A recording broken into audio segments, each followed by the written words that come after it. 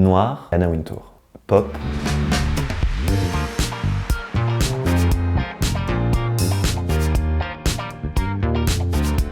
Je suis directeur du Théâtre 14, entre autres, puisque en fait, cette fonction-là, elle s'insère vraiment dans mon métier de comédien et mon métier de metteur en scène. Et moi, ce que j'ai vraiment apporté, c'est l'aspect artistique, créateur, les rencontres avec les artistes, le réseau d'artistes, mais aussi par rapport à mon parcours, une grande partie quand même administrative, comptable et tout ça que je possédais de par les activités que j'avais fait avant.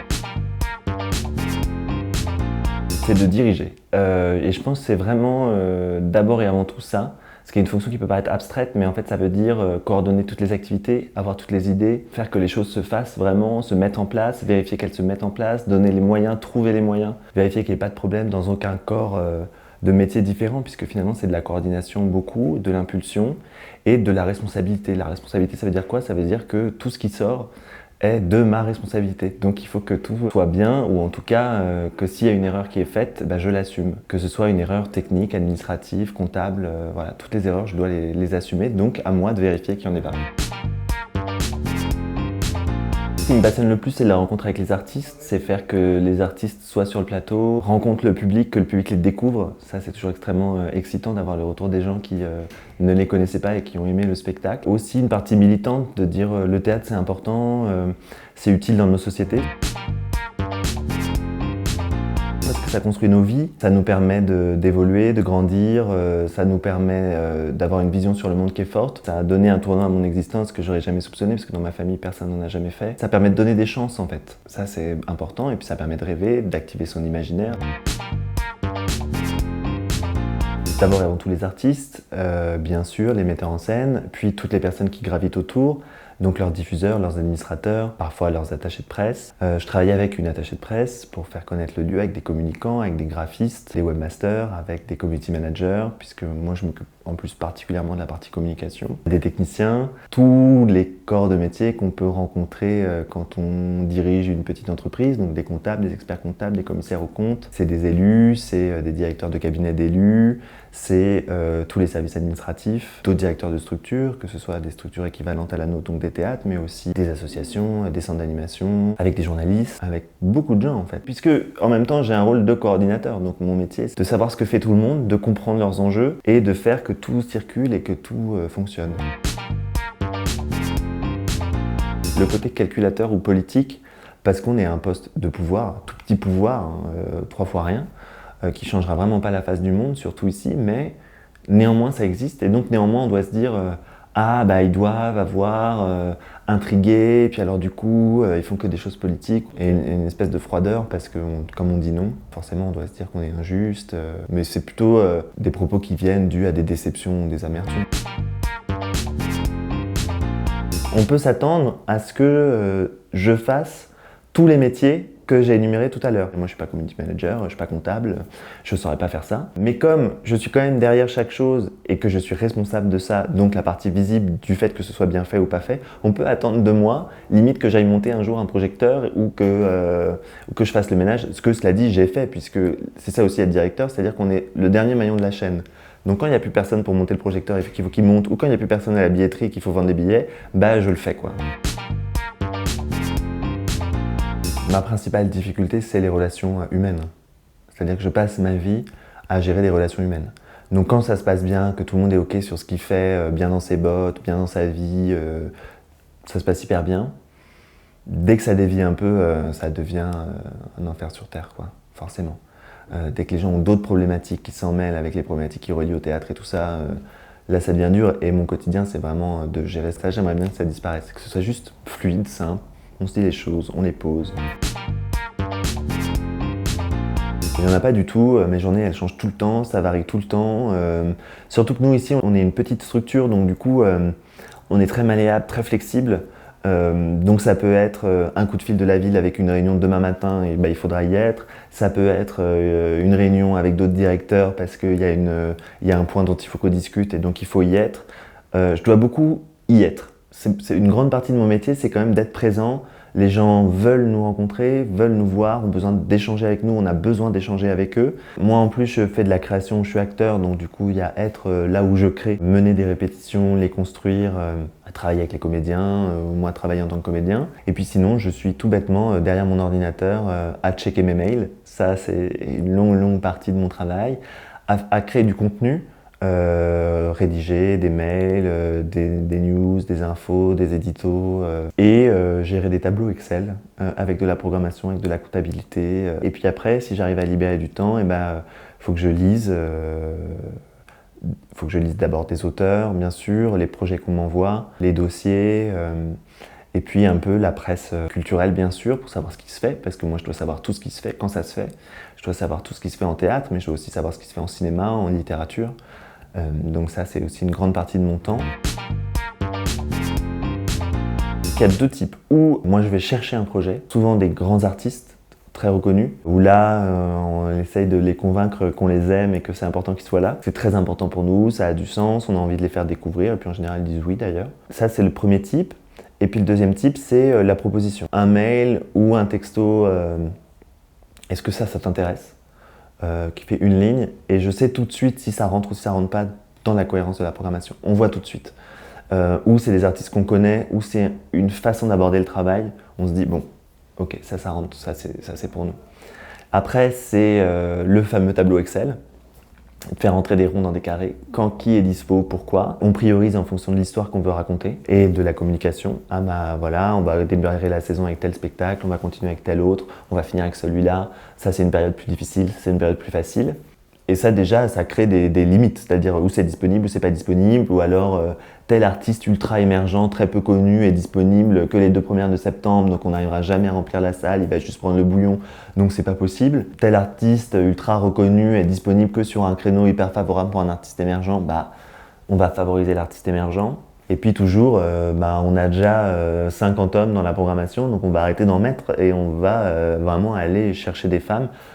Très souvent, les metteurs en scène femmes, on va les chercher parce qu'elles sont ou très sollicitées ou elles se disent qu'elles n'ont pas les moyens de venir chez nous. Donc il faut qu'on crée ça va être la troisième partie. Il va falloir bricoler, et là on bricole beaucoup, faire ensemble des demandes de subventions, aller solliciter la ville, aller solliciter d'autres secteurs d'activité, en disant bah voilà, là on a une problématique pour financer ce spectacle-là. Ensuite on va construire des activités autour de ce spectacle.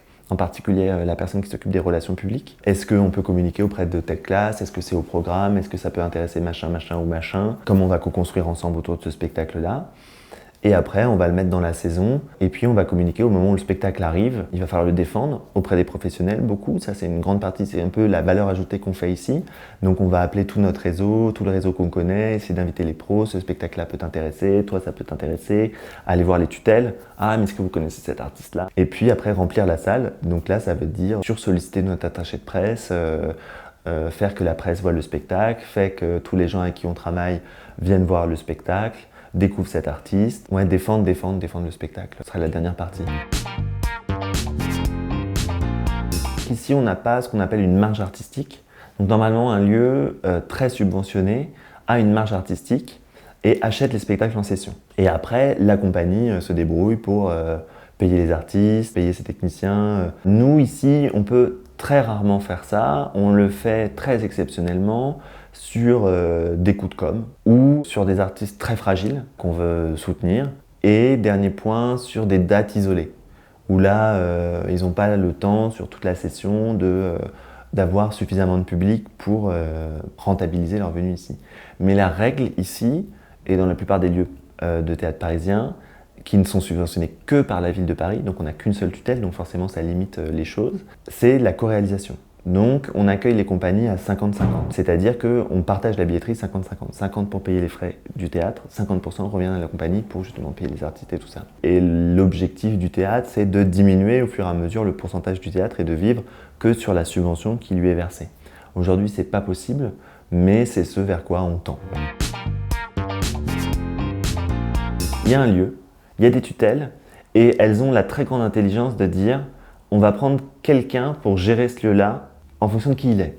Et donc, ils font un recrutement. Donc, on fait une lettre, d'abord, assez longue, où on explique qui on est et la vision qu'on a du lieu. Et puis, si la vision convient et si qui on est n'a pas l'air trop bancal, apporte suffisamment de sécurité, technique en particulier, et puis artistique, on a une deuxième phase où on rédige un dossier, là très long, avec un budget, avec une proposition de programmation, et on dit ce qu'on ferait du lieu et comment on le ferait. Et donc là, on peut dire et montrer qu'on sait gérer l'argent, qu'on sait gérer le lieu, qu'on sait gérer les gens, qu'on a conscience de toutes les problématiques qui se posent, et on propose une manière de gérer. Mais après, c'est très lié aux personnes, donc tout le monde gère le lieu à sa manière. C'est important que tout le monde gère le lieu à sa manière. C'est-à-dire que si quelqu'un gère le lieu à la manière de quelqu'un d'autre, ça ne va pas marcher en fait. Parce qu'il y a quand même une question d'incarnation, d'identité du lieu, de faire avancer le lieu en fait. Il faut connaître le théâtre. Il faut s'y dévouer, quoi. Il faut se dévouer à la chose, quoi. Il faut vraiment aller rencontrer l'art, quoi. Et là, par le fait d'aller au théâtre tout le temps, par le fait de rencontrer les artistes, les gens qui le font, s'intéresser à tous les gens qui le font et à tous les corps de métier qui le font. Après, c'est qu'une question d'organisation. Quand on sait très bien ce qu'on a à faire, en quoi ça consiste, on peut très facilement le déléguer. Ce qu'il faut, c'est toujours réfléchir, ça c'était ma chef qui m'a dit ça quand j'étais avocat, à ce que les dossiers sortent. Et c'est ça et je pense que ça s'applique finalement dans tous les métiers. C'est-à-dire quand il n'y a rien qui sort, c'est qu'il y a un problème. Mais quand on peut identifier ce qui sort, même pour soi, et ben c'est que les choses avancent et que ça va. Après, parfois, il faut savoir dire, bah tant pis, ça sort comme ça. Parce que j'ai pas le temps, parce qu'il faut que ça sorte maintenant. Le rythme, la temporalité, c'est extrêmement important dans notre métier. Les choses, elles doivent être faites à telle heure, à tel temps. Moi, je me suis jamais projeté directeur de lieu. Jamais ça a été une envie. Jamais ça a été un projet. C'est venu par l'évolution dans le milieu du théâtre, en compagnie, en tant qu'artiste, avancer, réfléchir, et d'avoir à un moment donné envie d'être militant de la vision que j'avais de la culture et du théâtre. Parce que c'est facile de se plaindre des directeurs de lieux, et c'est toujours intéressant de se dire, mais moi, si j'y étais, qu'est-ce que je ferais ? Et un jour est passée cette annonce pour, voilà, ils cherchent un directeur pour ici, et vu la manière dont était rédigée l'annonce, je me suis dit, bah, c'est la vision que j'ai du théâtre, c'est ce que j'ai envie de faire et de défendre. Et je pense que j'avais aussi envie de passer un cap dans la manière dont je pratiquais le théâtre. J'avais plus envie d'être une compagnie émergente, j'avais envie de faire partie de ce métier-là à un niveau plus important, de plus m'y investir. Et du coup, cette cohérence-là a fait qu'on a pu proposer un projet qui a été accepté, je pense. Je ne me vois pas du tout un vieux directeur de lieu qui aura dirigé son petit théâtre pendant 30 ans. Et en même temps, le lendemain, je peux me dire « Ah, mais c'est aussi génial d'avoir parcouru comme ça son existence en ayant toujours géré un lieu de réflexion, de travail, d'émergence. » Je sais pas, ça va vraiment dépendre des opportunités qui s'ouvrent à moi. Et puis on voit là, depuis un an, que les choses, elles peuvent changer très vite, énormément. Le théâtre, ça existe depuis 3000 ans. Tout laisse à croire que ça doit disparaître, parce que c'est pas rentable, parce qu'il y a la télévision, parce qu'il y a le cinéma, ça disparaît pas. Donc c'est quand même une puissance et une force qui font que ça reste toujours là. Après, oui, il y a la question de la transversalité, mais moi j'y crois pas beaucoup, parce que on a toujours besoin, si ce n'est d'un chef, parce qu'on aime bien dire qu'il n'y a pas de chef, on a besoin d'un responsable. Et là, il y a toujours beaucoup moins de candidats. Quand il faut être là à minuit, à gérer le droit social, ou à gérer la billetterie, que vous êtes tout seul, ou à installer des lampes, vous n'êtes pas beaucoup en général. Des gens qui ont des idées pour diriger, il y en a plein. Et il y en a beaucoup et on peut en discuter, c'est génial. Des gens pour prendre la responsabilité de ce qui se passe, du mec qui tombe du plateau, du projecteur ou du fait qu'il n'y ait plus d'argent ou qu'il faut faire un budget à 1h du matin, il y a déjà beaucoup moins de monde. Et en même temps, à un moment donné, il faut une vraie compétence qui ne tombe pas du ciel, qui se fait en faisant. Je pense que je ne suis pas du tout né directeur, je n'avais pas cette compétence en arrivant, elle est en train de se construire, je ne l'ai toujours pas aujourd'hui. J'affine, j'apprends, j'organise. Mais on a besoin de ça, on a besoin que quelqu'un fasse ce parcours-là. On a besoin que des personnes fassent ce parcours-là, parce qu'il y a des gens qui veulent être pleinement artistes, parce qu'il y a des gens qui veulent être pleinement techniciens, parce qu'il y a des gens qui ne veulent pas se prendre la tête avec toutes les cases, parce qu'il y a des gens qui ne peuvent pas non plus supporter physiquement et psychologiquement la tension que c'est de gérer autant de gens et autant de difficultés. Mais le conseil que je donnerais, c'est quand même de ne pas hésiter à regarder autour de soi. C'est pas du temps perdu que de se dire, de ne pas avoir peur d'aller rencontrer les gens. Qu'est-ce que tu fais? C'est quoi ton métier? Comment tu le fais? Moi, je sais que j'ai aussi beaucoup fait ça au début où justement j'étais là, mais comment on fait pour être metteur en scène? Pourquoi j'y arrive pas? En fait, j'ai été le soir à la sortie des spectacles, j'ai attrapé les metteurs en scène et je leur ai dit, est-ce qu'on peut prendre un café pendant 30 minutes? Parle-moi de comment t'en es arrivé là, en fait. Comment tu fais? Et les gens sont très gentils, ils répondent.